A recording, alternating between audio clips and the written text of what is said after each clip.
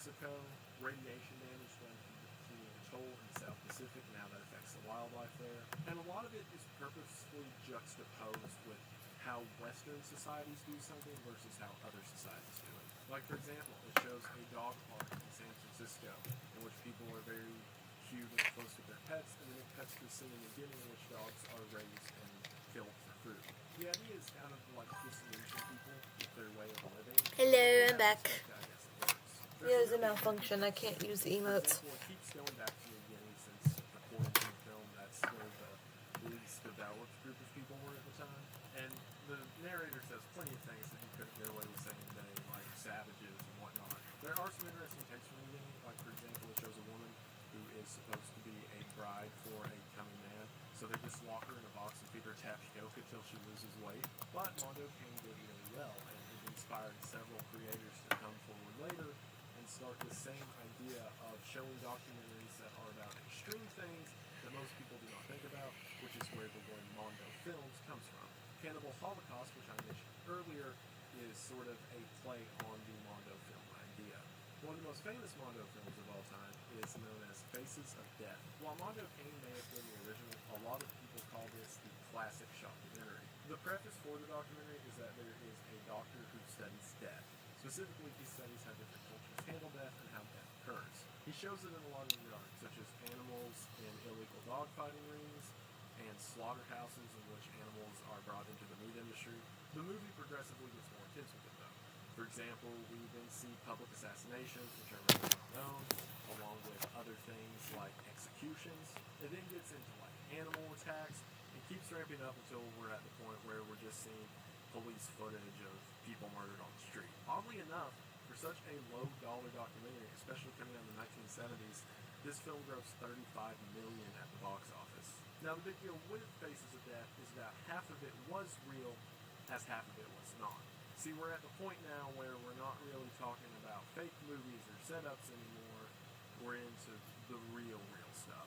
Faces of Death inspired a movie that came shortly after, known as Traces of Death. Traces of Death is a 5-part series that is exclusively videos of people dying. This includes everything from public suicides, such as jumping off buildings, to terrorist attack aftermath, and then shows things like autopsies, and the whole thing has a sort of true crime feel to it, as if we're watching someone come up on these scenes from just randomly on the street. When I talked about Rare, a Dead Person, at the end of Woman's Flesh, My Red Guts earlier, this is the kind of stuff that was in Rare, and the kind of stuff you see throughout this tier. By the end of the movie, it gets pretty intense with images and videos of war deaths, as well as tribal deaths, showing everything from cannibals to other ritualistic killings. But hey, the movie had metal bands make it an original soundtrack, so that's cool. Junk Films is the same kind of idea. Specifically, the guy who directed it is from Japan, and he travels the world just recording and photographing different images of death. Junk Films has no through line. Sometimes there's explanation given through subtitles that are put on screen, but other than that, it's just a random assortment of these clips put together. It's done in such a way as to portray death as a very objective thing and not put any meaning or reason behind it. Everything in here is shown from car crash victims to wartime tragedy, and even things like in India where they have open-air cremations. It's just different.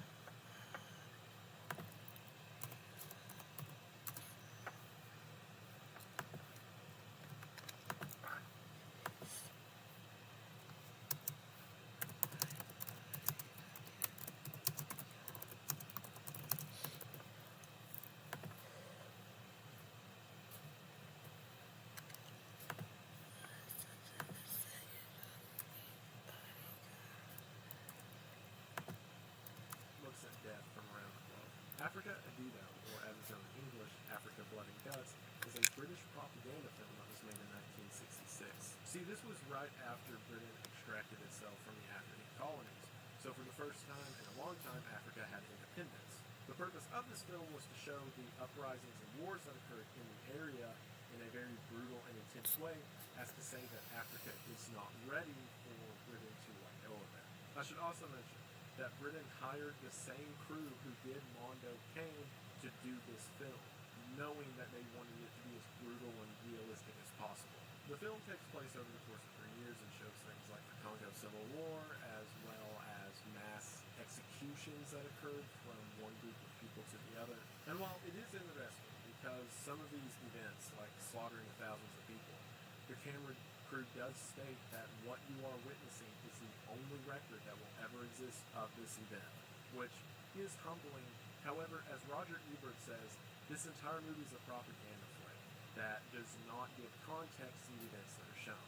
For example, you can watch two people fight it out with each other and say, oh, it's because I didn't step in and get involved, but you don't know any of the conflict that's going on or the reason for the fighting itself. It's especially funny that Britain denies that it owned the African colonies when they literally made a propaganda flick to encourage them to continue to own the colonies.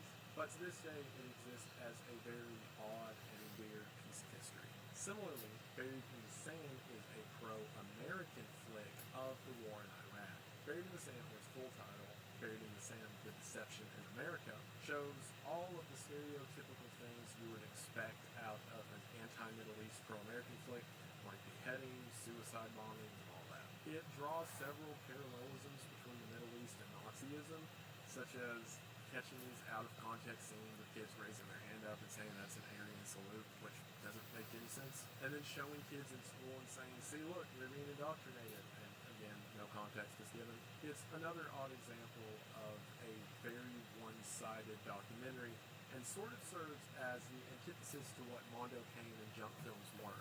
Whereas they portrayed death and evil in a very objective, top-down way, both this as well as African and Neo are very trying to get across the point that this one view is the reason this is happening and we've got to do something about it. Horse Cooking Involvement is made by the same guy that did the Junk Films video. So again, we have a very objective, bipartisan view of death and destruction. Horse Cooking Involvement follows an embalmer in Borgata, Colombia by the name of Horse Cooking. This region of Colombia is particularly known for the violence and death rate that it has, so much so that several scenes in the movie in which they find the body are very telling of the area around it. For example, at one point a woman was found dead at a playground and the kids were just playing around her, not giving any mind to her lying there because they're so used to seeing death. I should also mention an embalming in the late 80s, early 90s Colombia is nothing like a Western embalming or an embalming you may be thinking of, because the whole process is he cuts them open, pulls out all of their organs, stuffs them with anything from hay to newspaper, and stitches them back up. The movie's very surreal since it's just a bunch of videos of that. Again, finding a body, bringing it in, stuffing it full of stuff, and sending it back out. And while it may seem throughout the movie that the embalmer is very cold or making jokes about the bodies and stuff like that, at the death rate that this area experienced at the time, and given his job, it kind of has to be. Death File Red is another one of those Mondo-style series in which the whole point is to show the brutal side of the world. While there is your standard death fare in this one, what makes it different than the others is the living examples they have of sickness in the world. Like, sure, there's clips of self-immolation and whatnot, but what sets this one apart from the rest is the disabilities that are shown. For example, people with birth defects and children in very sad circumstances that kind of just point a finger at it. Now, with junk films and Mondo Cane, this is once again a very objective look at it, like they're not trying to get a point across, they're just showing what's being seen. And the film doesn't do any more to hammer in a point rather than showing these illnesses and effects that are happening to people in less developed regions. And it's not like this is where you should donate or help money. It's again just showing what's happening. Banned from television touts itself as exactly what the title claims, that these were clips that were supposed to be used for television sets that are not allowed for obvious reasons. There is a narrator giving context, but this is another one of the collective tape versions, similar as many describe to a true TV set. So the idea behind it is, say that you have an episode of Cops, and midway through there's a car wreck and someone brutally gets killed. If they got footage of that body, then according to this, it would wind up on banned from television. And that's what the entire 3-film series is. Just collections of things that were supposedly meant for TV, and then something happened and they can't be used. Black Metal Veins follows 5 heroin junkies on their journey of heroin. This documentary was directed by Lucifer Valentine, the same guy who did the Vomit Gore trilogy. We're just doing like reaction right now. Favorite director. I know Lucifer's active on YouTube. Again, didn't think I'd say that one. So if you're watching this, or if you ever do watch this, I don't hate you. I just want to talk. This, like many Mondo films, is a very objective look at what's going on, as Lucifer agrees. I promised one of my subscribers that would watch this video, so I am. Simply record them as they go through this experience and not interact in any way. Or by interact, I mean call the police or something. Near the beginning, one of the 5 dies in a drug deal gone wrong, and then later in the movie, one of them overdoses and dies on camera, and there's, as agreed, no attempt to call the police or stop it. Other things are viewed, such as one of the junkies gets into prostitution in order to pay for the heroin, to which the camera just records it. While this can be viewed as sort of a telling of don't do drugs, kids, and just a very hard, brutal look at where drugs can lead you, specifically heroin, given Lucifer Valentine's other work, I'm going to guess that this is just a coincidental benefit, and that the main purpose of this, just like the other shocking movies, is to be exploitive and just point a finger at something and go, ain't that weird. The Dark Side of Kith is another documentary that was produced by the British government. This one was specifically produced by Lion Television for Channel 4 and had Christopher Eccleston narrating. Yeah, the 9th Doctor from Doctor Who. The purpose of this Doctor Who? anti-Kith propaganda flick that featured the dark side of the industry, from things such as STDs being prolific, as well as women and both men being forced to work. It got into the hard part of it too, which included drugs, murder, and animals. One entire episode of this series was dedicated to Animal Farm, which is something that will be brought up in Tier 8. Archivos de Morte, or as it translates to Archives of Death, was really hard to find any information on, because, you know, there's nothing really that exists for it in English. From everything that I've heard, it's kind of like your standard documentary. It also includes a lot of surgery stuff, such as prenatal care and, like, cosmetic surgeries gone wrong. But from what most people who have seen it say, it's more so exploitive in something. Imagine being able to build an app with your name on it, just by thinking about it. Meet Base 44, a complete AI creation platform. Describe what you want, and watch it take shape. You can plan, custom. Like junk films, as it's trying to get a message across. So, yeah, that's it for Tier 6. So while Tier 6 was like Mondo documentary films, Tier 7 is exclusively that. These descriptions are going to be very short, as I both don't want to go into it and can't go into it. UNKB002. I'm going to say 2 words, and if you know what they are, you know what I'm talking about. If you don't look it up. And those words are coprophagia and neurophagia. Yeah, I should also mention that most of these are Japanese. Kuso milk 1 to 4 is the exact same thing as what I just said. I should mention that this one has kind of had a challenge associated with it, similar to the 2 Girls 1 Cup video that went around, which people get their friends to watch it to gross them out. I will mention this is like the pinnacle of grossness. Channel 309 is a Kith film that particularly focuses on the very hardcore aspects of it, such as disabilities and demonic elements, like characters dressing in goat head outfits in order to conjure the devil. The entire thing is edited to look like nightmare fuel, like with heavy metallic and industrial noises and quick glitched editing and stuff like that. I should also mention that there was one website that was very like satanic and evil in its imagery that mentioned in the description for this video, because again, pretty much all these you have to actually order on DVD, that this was one of the most disturbed and messed up on its entire site. Sure. Take that as you will. So, I think this one's on the wrong tier. Death to Kafar roughly translates to Death to the Infidel, or Death to the Non-Believer, and from what information I could find, it seems to be a propaganda flick from the Middle East against outsiders. So it's clips of like people being beheaded and murdered and executed and things like that. I think this belonged on tier 6. I think tomorrow or tonight, since it's like 1:57 in the morning, I'm gonna do a stream on Twitch. Imagine this as the opposite of the buried in the sand one I mentioned, the Mondo one, as it's told from the opposite point of view. Squirmfest is this stuff I mentioned a minute ago, only this one has bugs too, like maggots, worms. So that's cool. I'm not even gonna say the title of this one. And it's that.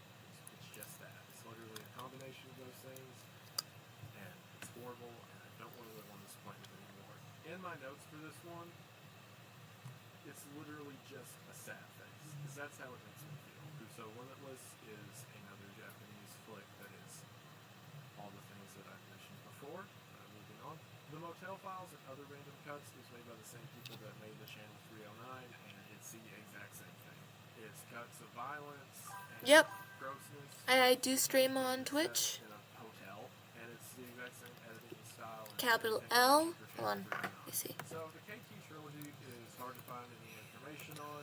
There were different things that said it was KT trilogy that didn't really make sense. I did find one blog post where someone mentioned this one, and it's just like the same grossness as Squirmfest and all those. So yeah, Saudi Stream is Imagine Guinea Pig, and I keep referencing that one because it's the standard for like just a video about a woman being tortured. Oh, that's okay. Guinea Pig, Tiffany. And then there's sequels to it. Welcome, Connor. The sequels are like weird parodies of the Saw movies, where there's these traps. Only in this one they don't die if they lose. You get it. Jinky Jinky, 18, 19, 21. So one of the sources I was using for all of these, because they actually talk about them, is horrornet.news, in which they have reviewers who watch this absolutely depraved stuff and describe what's in it. And I should mention that someone who has seen pretty much everything I've mentioned beforehand said this was the one that broke them. So, cool. If you are familiar with my core Iceberg series, when I talked about the Sabichi Tomatovic tape, or the spider-related one, I said that after she got out of that whole scandal, that she got popular and she was jinky. That's fine. Type of place that welcomes that sort of behavior. It's very extreme. Involving weird things. Specifically, and without going into any detail because I don't want to, 18 involves fish, 19 involves worms, and 21 involves frogs. Do with that information whatever you will. No Vaseline, the great swindle, is the same people who did Channel 309 and the Motel Files. And it's the same, people said this one had machinery noise in the background to be more creepy and like industrial noises. It's got the same demonic overtones. And everything I found was just like, it's so try-hard. It's like, if you had, so earlier I mentioned like a group of like 14-year-olds. This is like if you had a group of like 17-year-old edgy kids who like set the neighbor's trash on fire and you tell them to make real gross, messed up film. This is like what they would do. Because it's just like, I was just trying to finish this stream. Trying to react to what was asked of me to react to. Yeah. They also have elements like blood and violence and all that. And I get this is something you wouldn't want to watch. Just because if you don't want to watch it, doesn't mean it's like effective or whatever. I'm finally done with tier 7. I hated that. That's the worst one. Now into tier 8, which is exclusively snuff films. And yes, I'm more thankful to talk about this than I was the last one.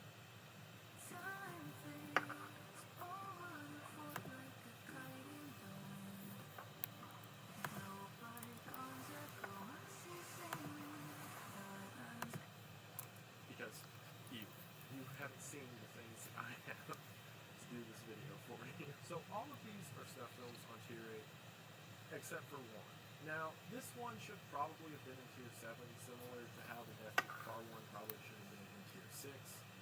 But I'm glad that this one was in tier 8 instead, because it's so special to me. There's the word, my attempted pronunciation of Los Solis Sexuas de Cavallo. I don't speak Portuguese, I'm sorry. So I originally saw this and had no idea what it was.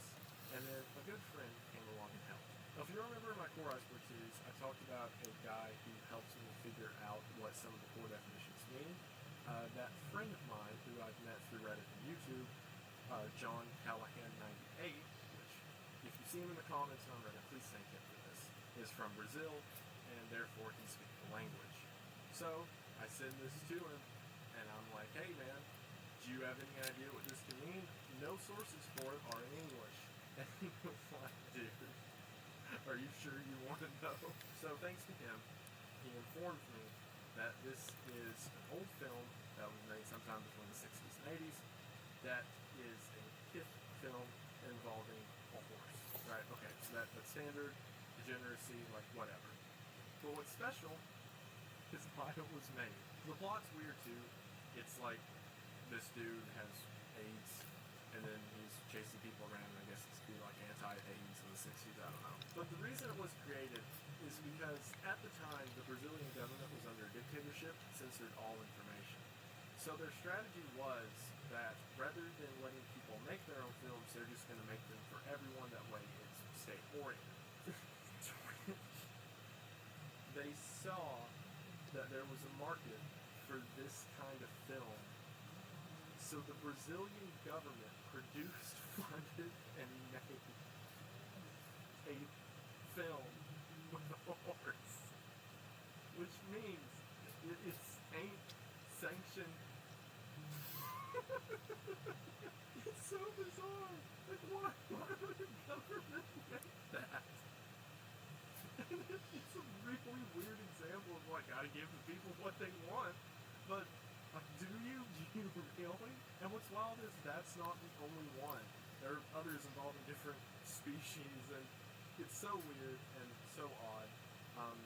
Brazil never stopped being Brazil. Snuff R73 is really weird, as pretty much no one talks about it. So every forum that I came across to find information on stuff for Tier A was pretty open with talking about the other ones. Like, oh yeah, this happens and this does. But as soon as someone would mention R73, everyone would shut up. There were people in the comments of the original question like, you can't talk about that. Do not talk about that on the ClearNet. Only talk about it on the Tor browser, etc. A bunch of people compared what was in it to Mostly Third Person on Planet Earth, which we'll get to in a second. But supposedly this one contains high production stuff made for it. In other words, people with money producing it. And by a lot of people who do sort of mention on the ClearNet, they imply this may be the worst snuff film out there. No, I did not get on the Tor browser to find this stuff. I would like to keep my existence. Thank you. Speaking of Third Person on Planet Earth 1 to 3, also known as MV Hope Online, is what we're going to see several of called mixtape films. Mixtape films are exactly that. There's no narrative to it. It is just jumbled together clips, or essentially a compilation video of these things. A lot of the stuff on this tier, if you're familiar with like live leaks, I guess wouldn't be that odd or strange to you, but if you're not, it really is some of the worst stuff you can come across. MV Pope is basically just a compilation of stuff that you can find on Shock Sites. This includes stuff like the Mr. Hands video, animal abuse, the Mexican chainsaw video, and stuff like that. Also, you apparently can't find a copy of this on ClearNet or anything that is in the darknet. However, one of the guys that I've mentioned in the description, Brutality Will 666, gave an in-depth description of all of the clips that are seen in this film. So if you really want to know, check out his channel. But I'm not really going to talk about it here because, like, again, if you know live leaks, you get the point. Fubar is another one of these mixtape films. Another one of the guys that I was watching to keep up with this stuff, unboxed, watched, and reviewed. This made him throw up, which is saying a lot considering he covers all the stuff I've talked about previously. This one has execution shots and crime scene videos, and where this is different from like the shockumentary Mondo stuff I talked about previously is a lot of this is like in-person modern day, so it's a lot more intensive and gross with it. There's also clips of surgeries and stuff like that, and the thing I mentioned earlier, Animal Farm. Animal Farm may be the most widely banned film of all time. There were copies that made its way into the UK in the early 90s, to which the UK police had these massive, like, breakdowns and invasions to try to rid every copy of the movie in existence. The content of the film is Animal Farm, and supposedly they had destroyed every copy of it in existence until Fubar came out. In it, there are clips from the original Animal Farm, meaning that someone kept that quiet in enough time for this to come out, redistribute it under this hidden title, and then put it back out there. So this is a once thought destroyed film now put into production as something else. Also, I should mention, like all of these are highly illegal because there's a difference, like in legality, between like having something that someone dies in and then having something that the express purpose is like unseen crime. Basically, most of these will catch you either a cheese pizza charge all the way to withholding evidence. So I highly stress that do not research, do not look up on your own, please. The one thing about this one that's really weird is in between the brutal, awful clips, there will be Happy Tree Friends episodes, which, alright, cool. I know I keep saying cool, but like, at least that's my just default reaction to this film. The Ogrish collection is from an older website known as Ogrish, which is essentially a mixtape or greatest hits of the stuff from their website. Ogrish rebranded in 2006 to Lively, so same thing. What's really weird about this one is that there was an Indiegogo campaign for it, which didn't have any contributors, obviously. There's just an FBI agent watching the Indiegogo page like, oh, I see that your mom 666 donated to the Ogrish collection. Interesting. That Gore Volume 1 and 2. Only evidence I could find that this thing exists was from a French website, and I don't speak French. Supposedly this one is just several clips of body harm throughout and heavy metal played over it. And by body harm I mean like stuff that could kill you, body harm. There's also several like different videos that apparently claim to be it, but the original one supposedly contains cheese pizza, so gross. I can't say these things. I don't want to say these things. This is awful. You can go back and look at the tier when I screenshot it earlier, but I'm not doing this one. It's a mixtape like all the others, just horrible, gross, disgusting things. It's again only distributed on the dark web as with these others, and it's lively and gross and evil and awful and yeah. Finally this one, Registros Feitas 3, sure. Once again, John Callahan 98 helped me with this one because all the results were in Portuguese. Not that I'm complaining. This one's also a mixtape of crimes against people and murder and all that fun stuff. The difference in this one, I guess, from other ones is there's several factory and industrial accidents included that you would see on Lively, so I guess that's variety. And it, like all these others, is just further examples of depravity on film, set to music, in a illegal film collection. So, yeah.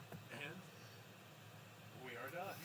That's it. That's the entire disturbing movie iceberg. I'm going to go clear my browser, drink coffee, and cry. I do want to say it's really hard to recognize how put away and shamed it is by the rest of society, because whenever you're looking at it, you're just saying, oh, this is how the world is, this is how evil is, and it can really get you down, but I want to emphasize that you got to go looking for it, and anything that you go looking for, you're going to find.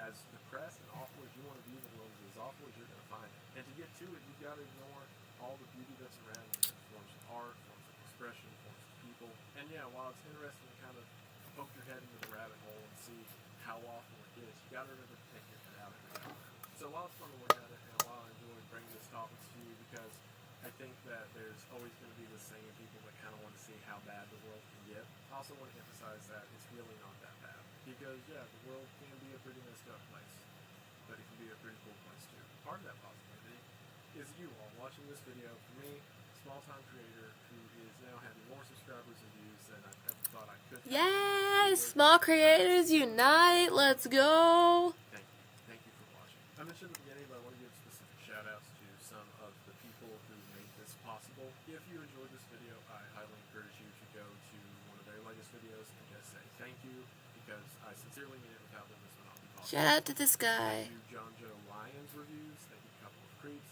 Thank you, Llara-Vt. Thank you, Unbox, Watch, and Review. Thank you, Brutality Will Rule 666. Thank you, Spooky Rice. Thank you, Cinema's Underbelly. And thank you, Matt's Movie Mania. Also, like, there's not a YouTube channel for it, but thank you, HorrorNet.com, for reviewing and watching all these. So I didn't have to. And I mean it from the bottom of my heart, guys. Thank you for watching. I mentioned at the beginning that I was going to explain this shirt thing to the Patreons.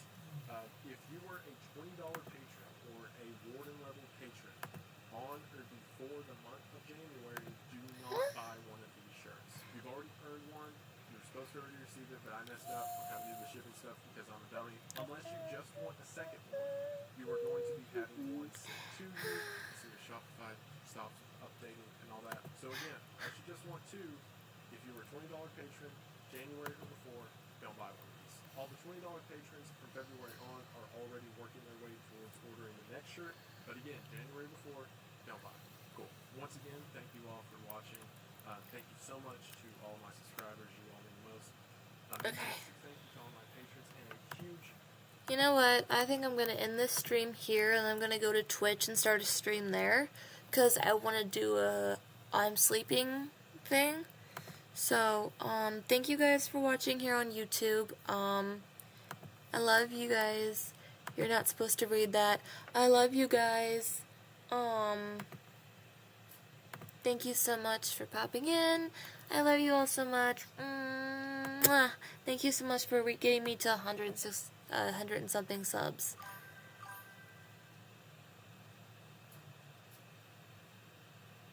Wait, what? Wait, what? No, I don't have Ultra, so I can't do, like, unless I can pull up Streamlabs. Let's see, I have the OBS plugin, but I can also open up Streamlabs and stream on... Hold on.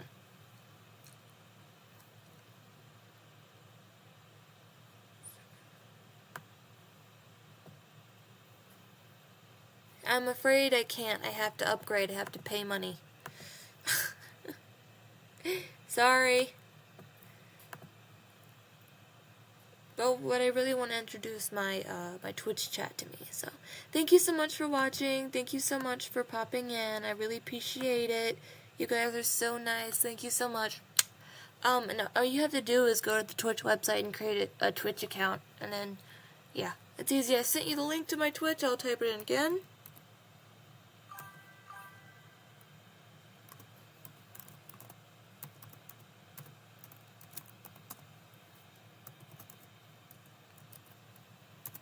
There you go. Go to the website and, yeah, basically.